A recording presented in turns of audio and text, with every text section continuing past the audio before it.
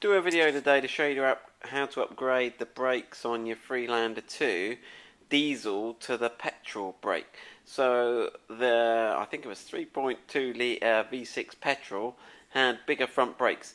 Now, bigger front brakes will give you better stopping, which is obviously why they put them on the faster petrol car, but it'll help you if you're towing. So if you've got a caravan or a horse box you tow behind, it may be something worth considering as an upgrade rather than a sort of performance upgrade as such.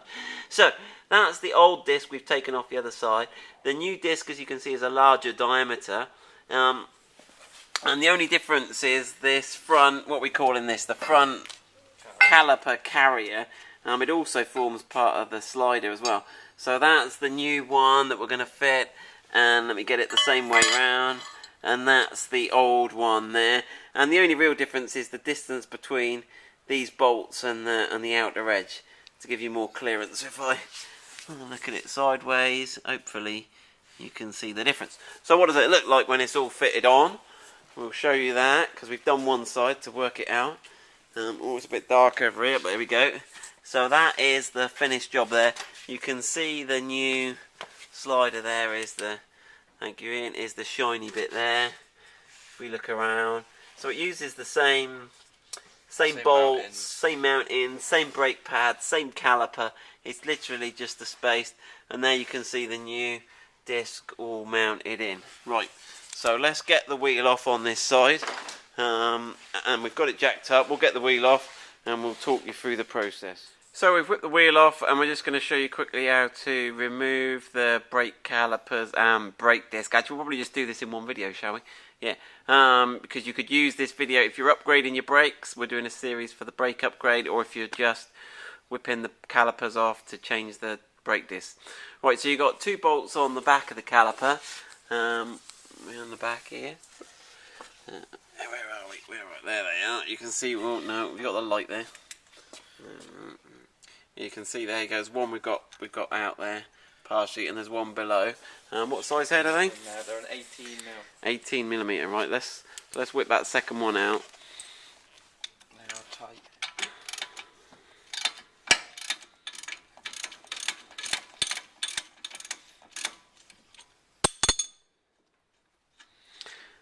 And obviously you're not going to disconnect the brakes as such. We'll just take the brake caliper off and put it out the way, so we don't need to bleed the brakes.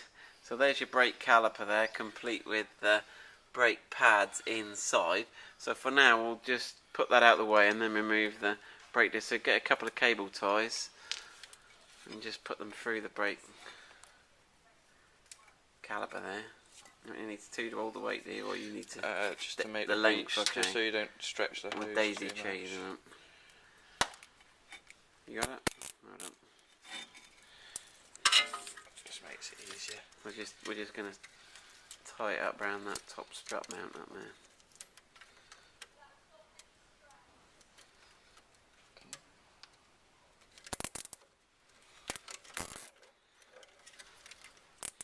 Yeah. So with the caliper out of the way, we can look at removing the brake disc. So the first thing we've got to do on the brake disc is there is a single. And you've got that torch again there. That's it. So it's a Torx head, Torx T50 retaining bolt there we've got to take out. That just positions it and helps it. Your wheel stops it coming off. Yeah, but I think that just keeps it on when you take the wheel off, doesn't it? I think Ford got rid of them on a lot of the Fords, but yeah, it's not a necessity. It's just a vacator. Right, and then you've got to take your brake disc off. Now you can give it. Oh, we haven't had this one off, so we. Now, if you're changing your brake discs, you're not too worried. We can do a bit of. There you go. Do a bit of this. Obviously, if you're reusing your brake discs, you don't want to be doing that. Put a screwdriver in there. Go on, fight it.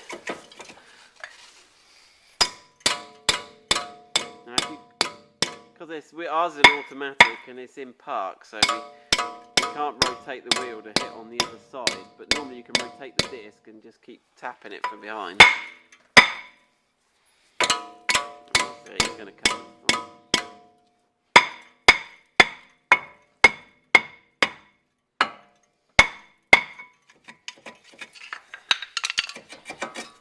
Right, that's how to remove the brake caliper and brake disc on a Freelander 2. Okay, so we've got the new discs. So these were upgrading the Freelander 2 Diesel to the petrol discs, which are a larger diameter. So we're just cleaning all the protective oil off that they come with when you get them to stop them going rusty in shipping. We got some just Alfred's brake cleaner. Other brands are available. Oh, it's good for a cold, isn't it? Strong stuff.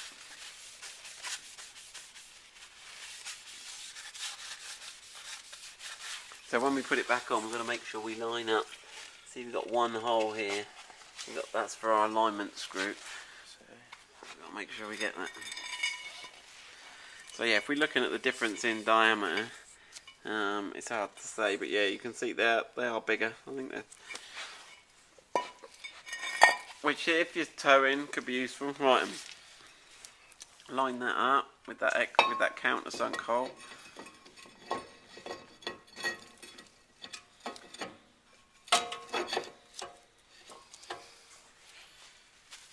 Was that Torx T50 bolt on that we got to put in there? Yep.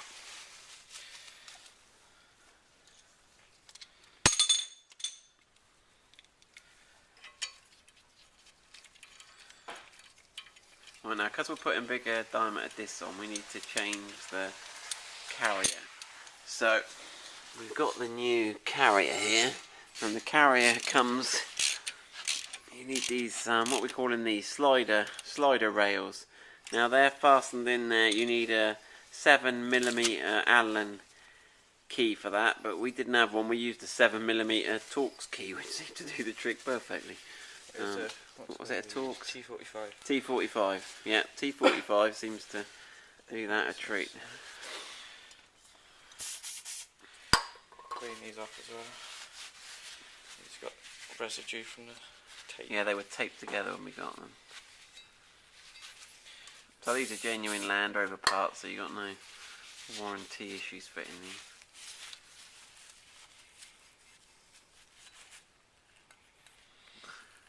Then what we've got to do, we've got to get that. So then we've got to separate the old slider carrier from the old caliper. I mean, so not only have we got the benefit by doing this, we've got corrosion-free slider pins and everything, haven't we? So it's not a bad job. Yeah, it's usually the worst cause for brakes binding up is your sliders seizing. Right, so we cable tied that out of the way to keep it out of the way. Let's have a look what we've done.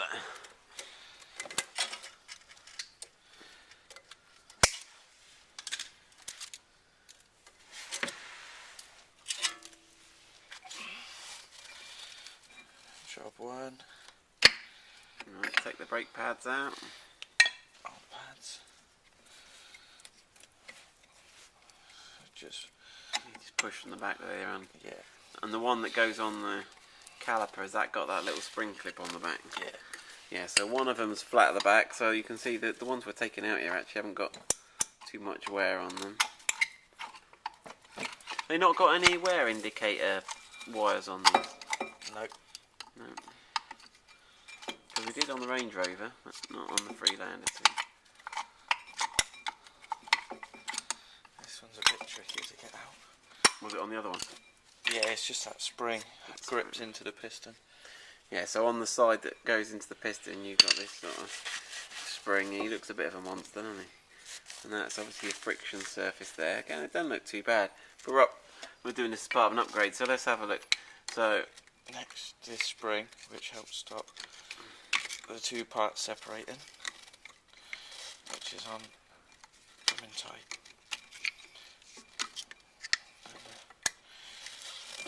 Quite a bit of tension.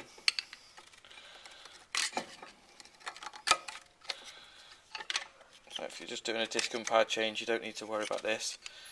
It's only because we're changing the slider. If your sliders were seized and you needed to unfree them, you'd have to do this, wouldn't you? Yeah. Lift your arm there, you got it. There he goes. Okay. Right, Just getting the right angle. Unhooking it. he's still fighting, he ain't giving up. It's got these little tabs on. There we go. Okay. It's got little tabs up. So it's got those little sort of, yeah.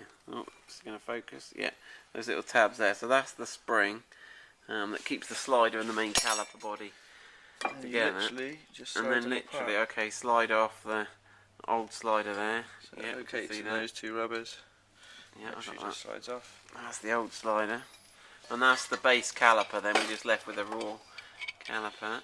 Now we're going to push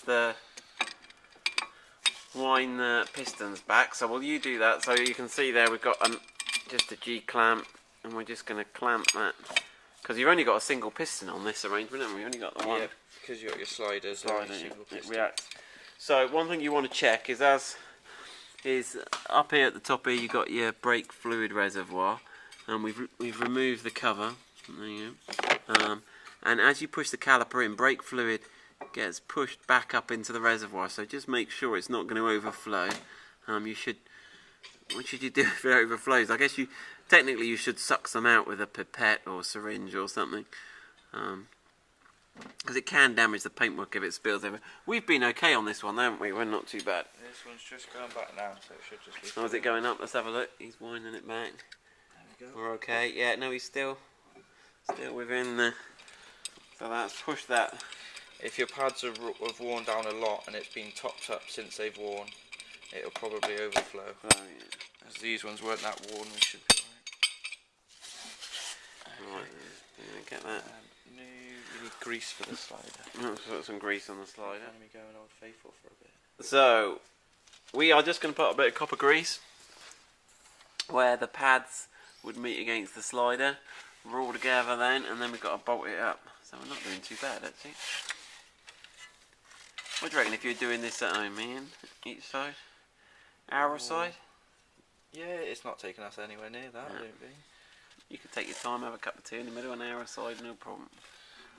Easy. If you're doing it for the first time, it may take you that long, but once you've done it once, if you've done pads before, it won't take you anywhere near that.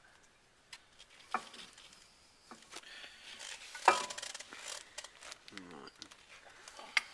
So you click the pad, so that one pad with the springs on the back goes in against the piston side. Keep them concentric. What's the word? Yeah. Parallel, concentric, straight, not pissed or wonky. These springs do push it around all over the place. Okay, so when you've got it lined up, you should just be able to push it home. It still takes a bit of pushing, mate. That's it. That sounded good. Right. Once those springs go in, it's... And that's the tricky one then, isn't it? Yeah. And the other. I'm going to say the other pad simply clicks in.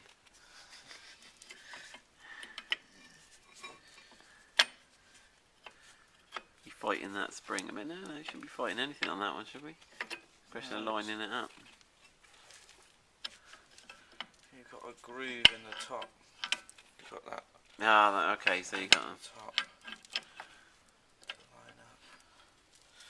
and the two sides of that.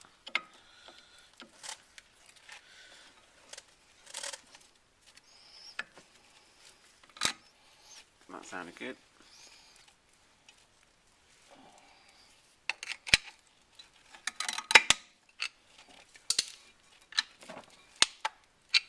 Right, let's have a look at that then. So that should all, as we look down in there, yeah, that's all straight now. You got room there for the disc to go over. Right, they got a little lead-in on the one edge, haven't they? If you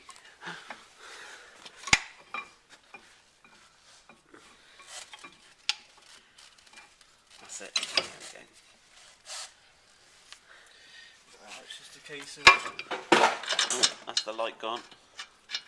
Getting the caliper bolt in. Bolting it back up. Yeah, we'll bolt that back up, put that on, and we'll take it out for a test drive.